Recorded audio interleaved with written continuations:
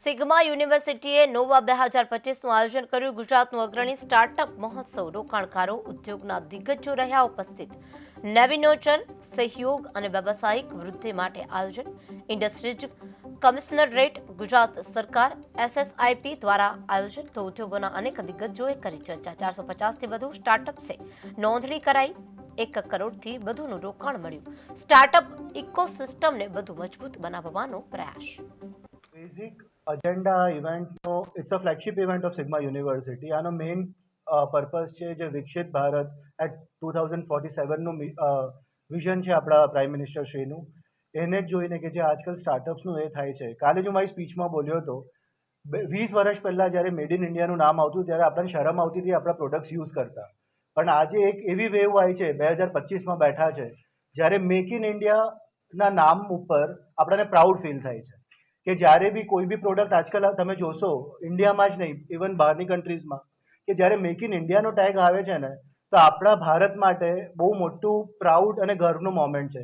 સો આ જે ટ્રાન્સફોર્મેશન આપણી ગવર્મેન્ટ અને બધા સેગમેન્ટ્સ કરી રહ્યા છે, આ છોકરાઓને મોટિવેટ કરવા, એક નાનું ઇનોવેશન જે મોટા યુનિકોર્ન્સમાં બને છે. આજે ઇન્ડિયા વર્લ્ડની બહુ બધી પ્રોબ્લેમ્સને સોલ્વ કરીને ઇન્ડિયન પ્રોડક્ટ્સ માર્કેટમાં લોન્ચ કરી રહી છે.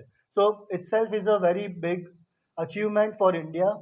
અને સાથે અમે બહુ ખુશ છે કે 450+ સ્ટાર્ટઅપ રજિસ્ટ્રેશન આવ્યા છે. એક બહુ જ ખૂબ જ પ્રશંસનીય ઇવેન્ટ તમે કહી શકો, કેમ કે અત્યારે તમે જોશો તો યંગ ઇનોવેટર્સ ખૂબ જ વધી ગયા છે અને એ લોકોને આ રીતના એક સ્ટ્રોંગ મજબૂત પ્લેટફોર્મની જરૂર હોય છે. તો સ્ટાર્ટઅપના સ્ટેજ વિશે વાત કરું તો એ લોકોનું દરેક સ્ટાર્ટઅપનું એક અલગ સ્ટેજ હોય છે પોતાનું. તો તમે આઈડિયેશન લેવલથી વિચારો અને સ્કેલ્ડ અપ સ્ટાર્ટઅપ સુધીના પણ સ્ટાર્ટઅપ તમને જોવા મળશે.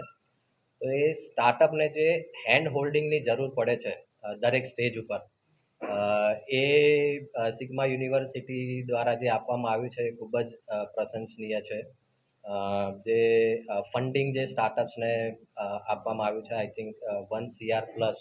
અલગ અલગ સંસ્થાઓએ અમને સપોર્ટ્સ કરીને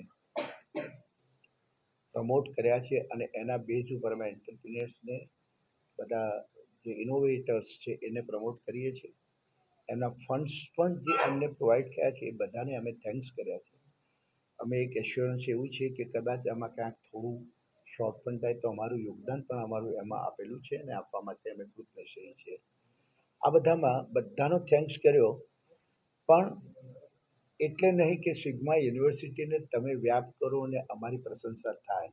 અમારો આશય તમને કહેવાનો એટલો જ છે કે તમારા મીડિયા સિવાય આ વસ્તુ એન્ટરપ્રિન્યોર્સને, કેમ કે અત્યારે કદાચ અમારી પાસે જેટલા આવ્યા છે એટલા નોનલી અનનોનલી અમે બોલાવ્યા છે અને આવ્યા છે અને જાણે છે, પણ તમારા મીડિયાથી 1 to 10, 1 to 15, 1 to 20ના રેશિયોમાં વધશે તો they will reach to Sigma University. They will ask for their innovation. Out of that, which of that we can adopt it and we can promote it. કેમ કે સિગ્માનો આખો બેઝ અને સિગ્માનું આખું foundation છે entrepreneur base જ છે.